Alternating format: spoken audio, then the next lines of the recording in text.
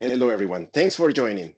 Today is about reducing operational risk tied to a mandatory Citrix licensing change.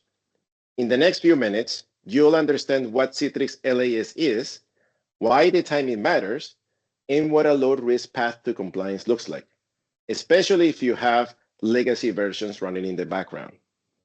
Also, the change freezes and the strict network egress controls that need to put in place. We'll keep this practical and action-oriented. So today we're going to cover 4 things. What Citrix LAS is, why the change is happening now, what exactly it takes to become compliant, and we'll discuss the Altanora advantage and some common questions. All right, let's start with a simple definition of what Citrix LAS is and what has changed. Citrix LAS stands for License Activation Service. It essentially replaces the traditional on-premise license files, or LIC, to be more cloud-enforced validation. It means that Citrix products running on premises will authenticate entitlements through the Citrix Cloud servers. It reduces manual license file management. It also introduces a hard requirement that it continuously authenticate and validate the entitlements in place. The most important point here is this is actually mandatory. All legacy licenses will end by April 15, 2026, which is less than 30 days. And the message from Citrix is clear. There is no extensions. There are no grace periods. So the call to action is, this is not an option. This is something that you need to put in place in order to have business continuity. When you think about LAS, essentially means this is the end of perpetual licensing. So what products are impacted? Think of it of all the Citrix on-premises products are impacted by this mandate. The licensing server, virtual apps and desktops, provisioning services, workspace environment management, NetScaler, and so on. What about the Citrix Cloud services? If you're already using Citrix DAS, Citrix Endpoint Management Service, Secure Private Access, NetScaler Console, all of those cloud services are already LAS compliant. So there is no configuration, no action required from your standpoint.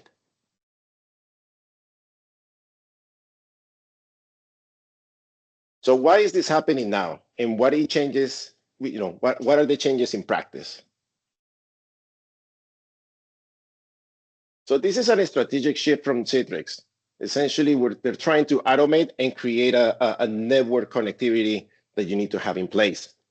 From a business benefit, what this means, there is an automated way for you to keep active entitlements and active licenses through the Citrix on-premises products. There is no more operational overhead from your perspective to maintain licensing files, keep the accurate file versions in the Citrix licensing server. All of that is gone. This is all centrally managed through a cloud portal moving forward. From a technical requirement point of view, this is a mandatory outbound connection that needs to happen between your Citrix licensing server and the Citrix Cloud console. The license validation will continuously happen behind the scenes. Telemetry data will be transmitted over to the Citrix servers in order to enhance the products moving forward. It also departs from the traditional air gap models where, before customers were not able to upload or manage the licenses files in place. And the last piece is network policy changes are strictly required depending on your environment, whether you're using proxy servers, filtering solutions, and so on. These require network changes as we speak. So how do I become Citrix LAS compliant? There are 3 main core steps to get LAS compliant: upgrade, register, and activate. Let's start with the first one, the upgrade process. The upgrade will require you to, if it's not done already, you need to upgrade your Citrix licensing server to the minimum required version, as well as the core on-premises components, such as the virtual apps and desktops, delivery controllers, Zen mobile server, Uber agent, and so on. The next step is you need to register your licensing server with Citrix Cloud. Keep in mind that the connection between the licensing server and Citrix Cloud is an outbound connection over port 443. Once the registration is successful, the last step is the activation of those entitlements. The entitlements will essentially be downloaded to the licensing server, and the administrator needs to ensure the on-premises products are able to activate using the new licensing data coming from Citrix Cloud. So what are the minimum required versions? This is a list of all the required versions that you need to have in place in order to be LAS compliant. However, it is highly recommended to use later versions due to security fixes, stability on the product, and product features. I'm not going to go over every single version, but just to call out the Citrix Virtual Apps and Desktops, which is the most common product, the LTSR versions that are minimum is 2203 CU7, 2402 CU3, or 2507. The current release right now is 2411 or greater. That's one. From a NetScaler point of view, 13.1, 6029, 13.1, 37.247 if it's a FIPS appliance. All of this needs to be in place in order for those products be able to get the license registration from LAS. One point that I want to highlight is if you're using the Zen Server 8.4, you have to make sure that the minimum build that you're running on the licensing server is 53,100 or later. So what does the workflow look like when you're trying to be Citrix LAS compliant? Everything starts in the Citrix licensing server. So the first step is once you have the component upgraded, you initiate the registration process with Citrix Cloud. Citrix Cloud essentially is going to come in, and assuming that all the ports are open, the traffic is not being interrupted, the registration is going to be successful. The next step is once the registration is being verified, the licensing server is going to also report what is the current status. Is it able to download the entitlements in place for that particular org ID? The next step, once the entitlements are active, the final step is to activate the product that you own on the on-premises, virtual apps and desktops, EVS, Zen Server, and so forth, in order for those entitlements to be enforced on those products. Once this whole product is activated through the new LAS system, keep in mind that the licensing server will be checking in with Citrix LAS every 12 to 24 hours for any changes, such as new licenses being purchased, an expansion, or even a Citrix license upgrade.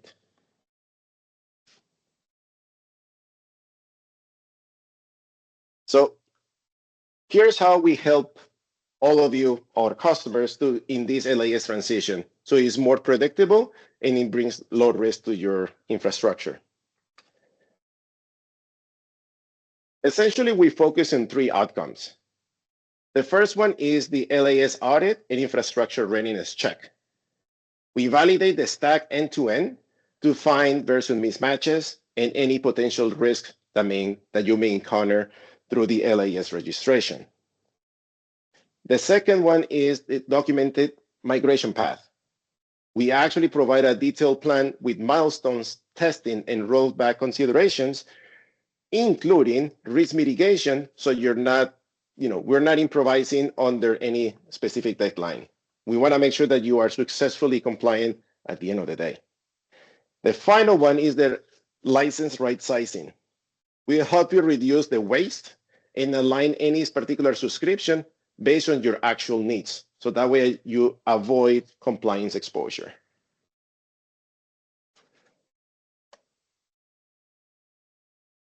So why customers choose Altenora? I mean, we've been in the business for over 20 years in the end user computing, doing the best thing that we do for Citrix, Omnisa, AVD, Windows 365, and so on. And we also have our own developed IP for the specific VDI use cases. So this is something that we do our very best, and we're looking forward to work with you in the near future. So now let's move on to some common questions that we've seen out there from customers that we've been working on lately. So again, what exactly is Citrix License Activation Service, or LAS? So as I said, think of it of this is a new licensing architecture model that is cloud-based. It essentially enforces the new licensing subscription model over to those on-premises products. It requires real-time communication through Citrix Cloud in order to keep those entitlements in place, up to date, and checked in.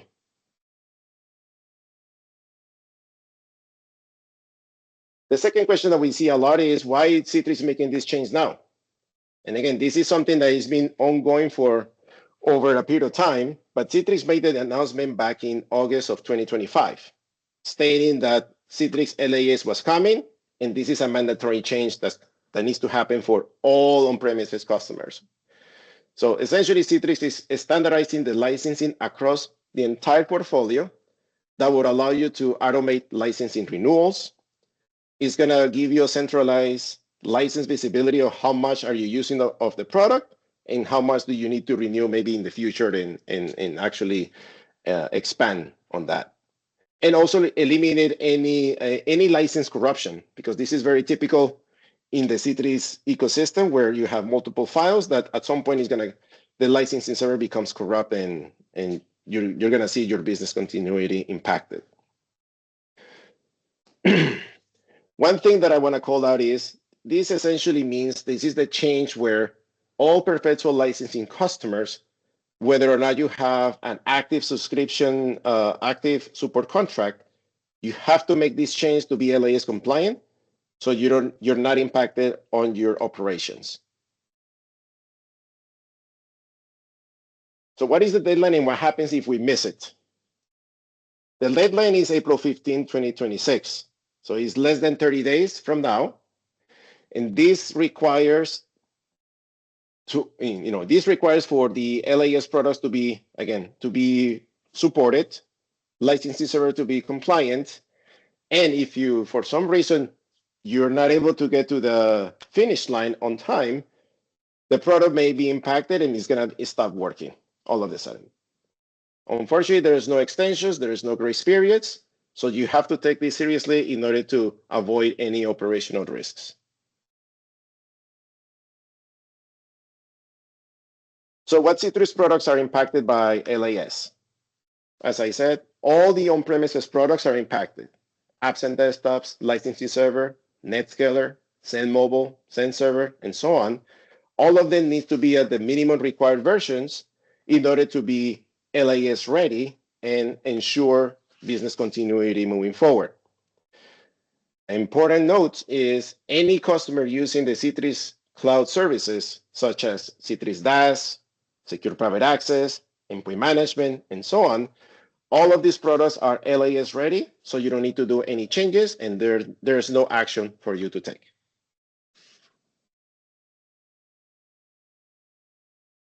Does LAS require internet connectivity from my on-premises environment?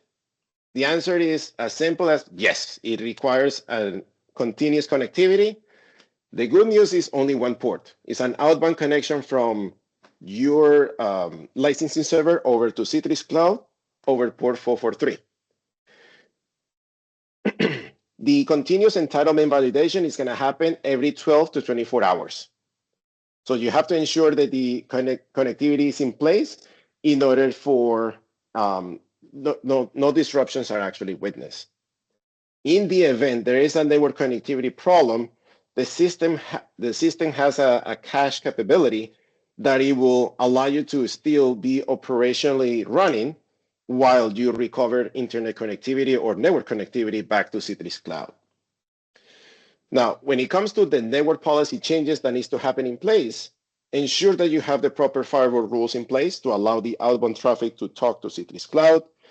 There is actually a list of different URLs that needs to be allowed or whitelisted in order for that communication to be successful.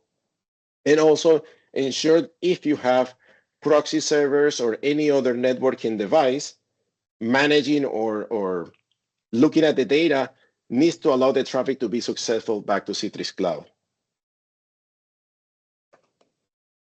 So what are the core steps to become LAS compliant? It is as simple as 3 steps. You have the upgrade, register, and activation process. The upgrade, as I said, is more, let's make sure the core components of the Citrix on-premises solution is running at the minimum version required for LAS to run. Once you have completed that major step, next step is to register your Citrix licensing server with Citrix Cloud. This also includes the NetScaler console in the event that you're using NetScaler appliances or instances on your environment. And the last step is to activate the product. Once the Citrix licensing server is fully registered, is able to download the active entitlements that you're allowed to use on the product, the final step is to activate the product through the new LAS solution in place. Next, is this just a licensing change, or does it impact architecture and operations? It is a little bit of both, basically, because you need to make sure, you need to understand that this is a major licensing change that will affect your network architecture. Again, the outbound connectivity to Citrix Cloud and ensuring the traffic is not being interrupted in between. The change in management and freeze windows, you need to consider these changes in order to allow, again, these major operational changes to take in place to get your products to the bare minimum required version for LAS. And ensure that the upgrade sequence of these products are done correctly in order to avoid any downtime in your production environment. So this is why many organizations treat LAS as a mini transformation project, because it's not as simple as register the Citrix licensing server, but you need to essentially make sure your entire ecosystem is ready to be LAS compliant moving forward. So how can we, Altanora, help you reduce the risk and effort with LAS? So as shared before, Altanora actually supports our customers through 3 main objectives or outcomes. We provide you with a readiness audit to identify potential gaps and risks that you have already in your environment. We document those risks, what is the upgrade path that needs to happen in place, and any rollback planning in the event that, worst case scenario. And when it comes to licensing, we will work with you to ensure that you have the right licensing in place in order to keep things flowing, in order to give you the business continuity that you're looking for on your infrastructure. So for any organization, regardless if you're small, medium, or enterprise, this is something that needs to happen, and this is going to significantly reduce operational and compliance risk coming to us and work with our subject matter experts. And with closing, this is just to give you an idea that we are an experts on this business. If you need to contact us, feel free to connect with us at sales@altanora.com. Thank you so much for listening, and see you soon.